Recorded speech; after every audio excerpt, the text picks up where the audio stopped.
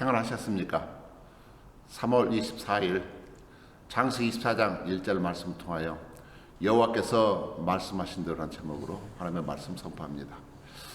아브라함과 사라 부부가 아이에 대한 꿈을 가졌던 것은 본인들이 간절히 원했기 때문일까요? 물론 처음에는 그랬죠. 그런데 도저히 시간이 지나면서 포기했을 것입니다. 어떻게 80도 아니고 이제 90이 다 되었는데 아이를 낳을 수 있겠다고 생각했겠습니까? 현실적으로 불가능한 일입니다. 그럼에도 불구하고 그 꿈을 오랫동안 간직할 수밖에 없었던 것은 바로 하나님 때문이었습니다. 하나님이 그 꿈을 포기하지 못하게 거듭 강조하셨습니다. 그렇다고 하나님이 나에게 말씀하셨다고 동네 사람들에게 떠들고 다녔겠습니까? 미쳤다고 했을 것입니다. 그런데 놀랍게도 하나님의 말씀대로 아브라함은 100세, 사라는 90세에 아이를 낳았습니다. 얼마나 기뻤을까요? 아마 온 세상을 얻었을 것 같은 기쁨이 충만했을 것입니다. 믿음으로 산다는 것은 무엇일까요? 도저히 실현 불가능한 일이라 할지라도 하나님께서 약속하신 말씀이라면 그 약속 믿고 사는 것입니다. 여러분 어떤 하나님의 약속의 말씀을 붙들고 살고 있습니까? 하나님의 백성들은 눈에 보이는 것이 전부가 아니라고 믿습니다. 현재가 모든 것을 결정하는 것이 아닙니다. 중요한 것은 우리에게 주신 하나님의 약속의 말씀입니다. 왜 이삭이 특별할까요? 그는 하나님의 말씀으로 탄생했던 아이입니다. 창세기 21장 1절에 하나님이 이렇게 말씀합니다. 여호와께서 말씀하신 대로 사라를 돌보셨고 여호와께서 말씀하신 대로 사라에게 행하셨으므로, 그 짧은 구절에 여호와께서 말씀하신 대로가 두 번이나 거듭 강조되고 있습니다. 돌보셨다. 이 말씀은 하나님이 찾아오셨다, 방문하셨다는 뜻입니다. 도저히 생리학적으로, 생물학적으로, 육신적으로 아이를 생산할 수 없는 환경이기 때문에 하나님이 직접 방문하셨습니다. 사라에게 어떤 일을 행하셨을까? 사라를 돌보셨습니다.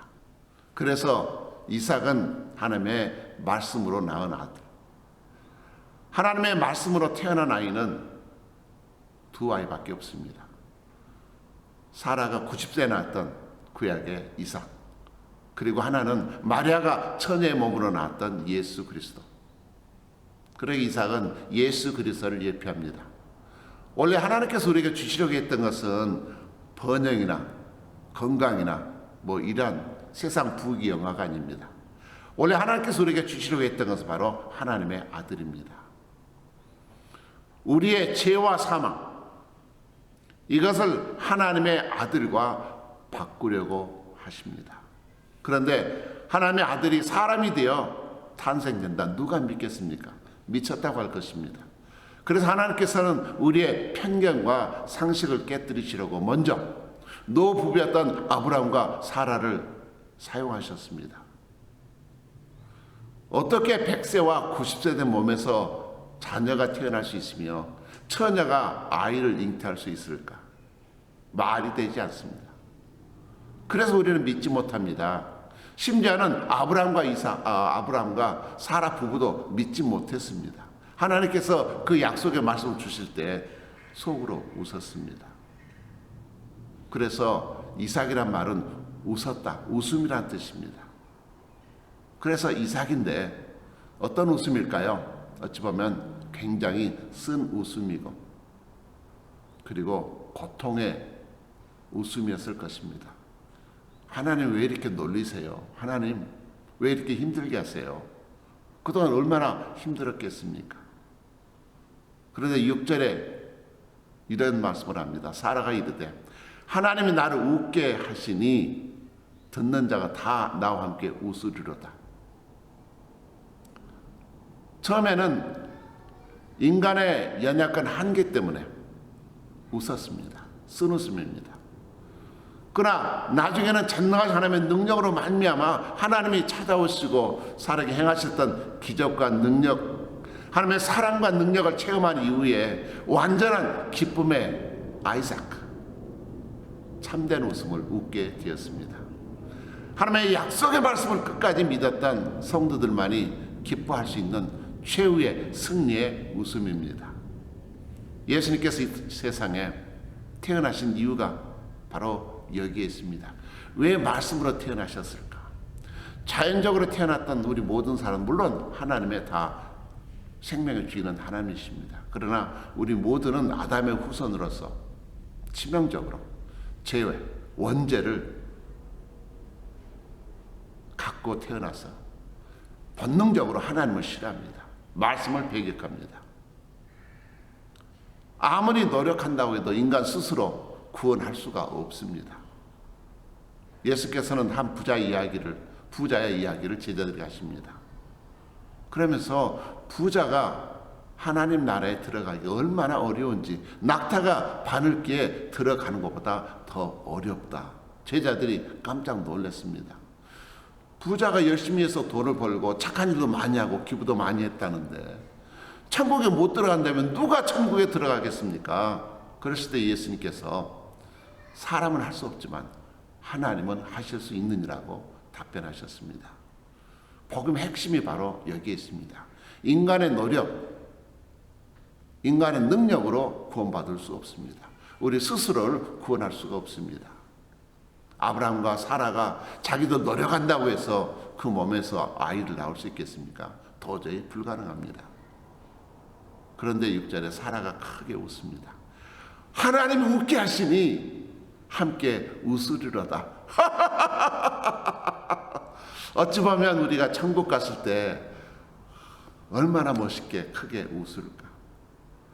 하나님의 능력과 은혜와 신실하신 그 사랑을 맛본 자만이 진정 웃을 수 있는 참된 기쁨의 웃음. 그 웃음이 바로 이삭입니다.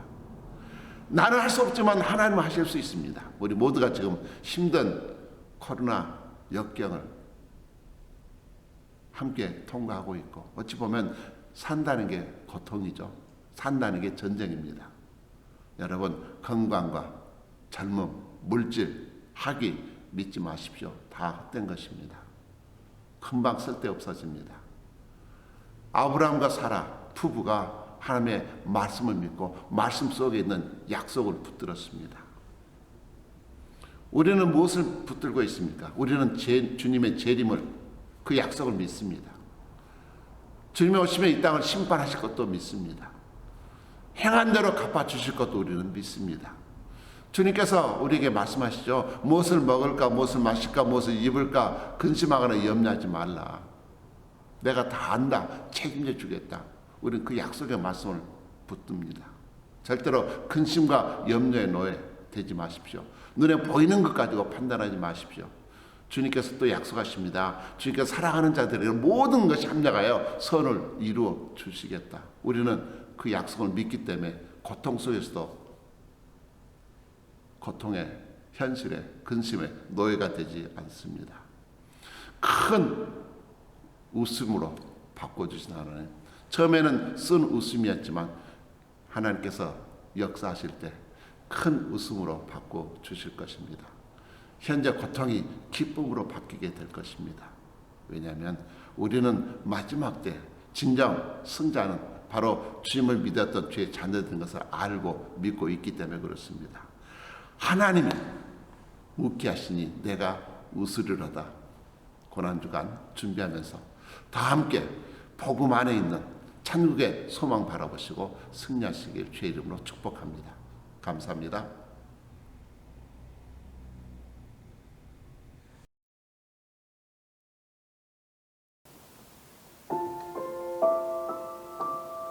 종료 주일을 앞두고 우리 불러주신 사명에 대해서 생각해 보고자 합니다.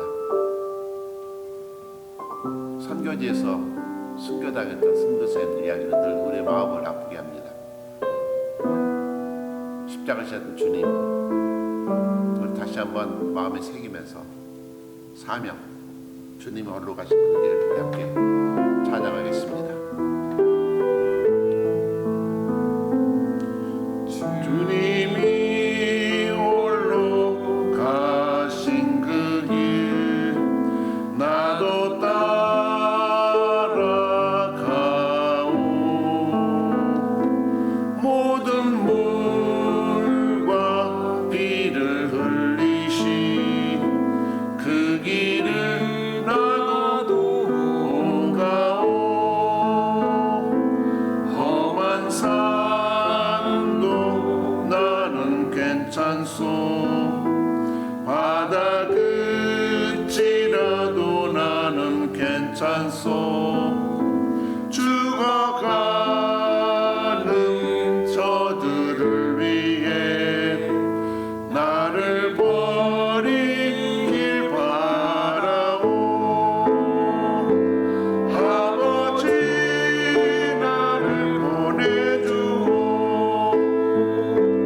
나는 달려가겠소.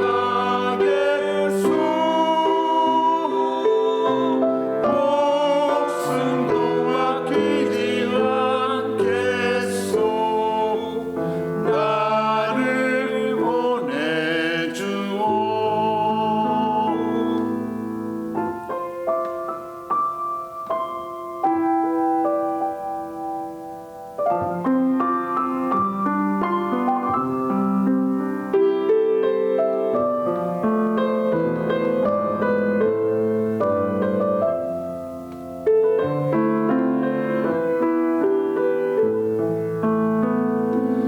험한 산도 나는 괜찮소.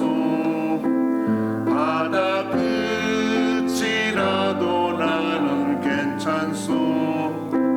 죽어가는 저들을 위해 나를 버리길 바라오. 세상이 나를 미워해도 나는 사랑하겠소.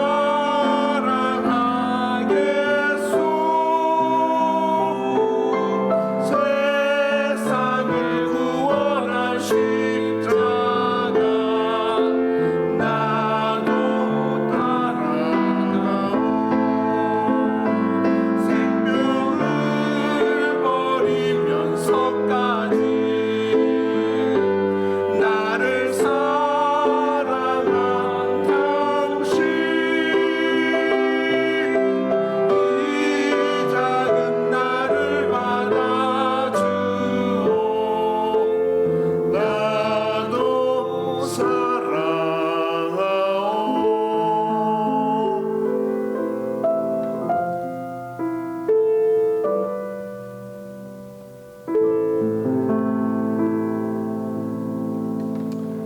비장한 노래이지만 무거운 마음으로 한 주간 주님 십자가 지고 승리하시길 축복합니다.